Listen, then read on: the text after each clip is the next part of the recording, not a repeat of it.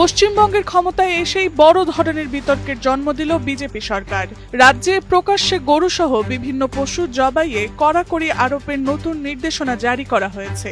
আর এই সিদ্ধান্ত সামনে আসতেই রাজনৈতিক অঙ্গন থেকে শুরু করে সামাজিক যোগাযোগ মাধ্যম সবখানেই শুরু হয়েছে তীব্র আলোচনা সমালোচনার ঝড়।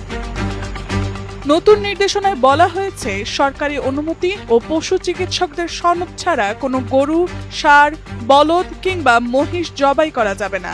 শুধু তাই নয়, নির্ধারিত কসাইখানা ছাড়া অন্য কোথাও পশু জবাইও সম্পূর্ণ নিষিদ্ধ করা হয়েছে। রাজ্যের বিজেপি সরকার বলছে, পশু সুরক্ষা ও আইন শৃঙ্খলা বজায় রাখতেই এই সিদ্ধান্ত নেওয়া হয়েছে।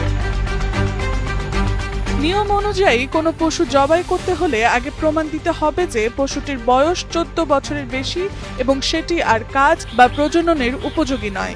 এছাড়া গুরুতর অসুস্থ, আহত বা স্থানীয়ভাবে অক্ষম পশুর ক্ষেত্রেও বিশেষ ছাড় দেওয়া হবে। এই সনদ দিতে হবে স্থানীয় প্রশাসন ও সরকারি পশু চিকিৎসককে যৌথভাবে।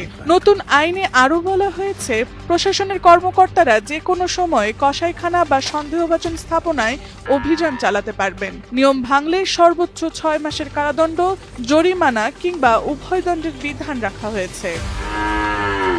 এদিকে এই সিদ্ধান্ত ঘিরে নেট দুনিয়ায় তৈরি হয়েছে তীব্র প্রতিক্রিয়া।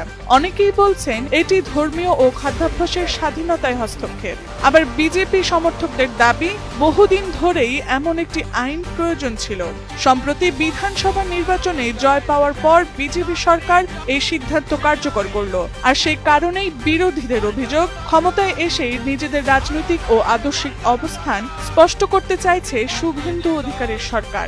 আর এমন সিদ্ধান্তে মারাত্মক আতঙ্কে পড়েছে স্থানীয় গরু ব্যবসায়ীরা। ফলে পশ্চিমবঙ্গের রাজনীতিতে নতুন করে উত্তাপ ছড়িয়েছে গরু জবাই issue. Tasnuva Sanjida, Times today.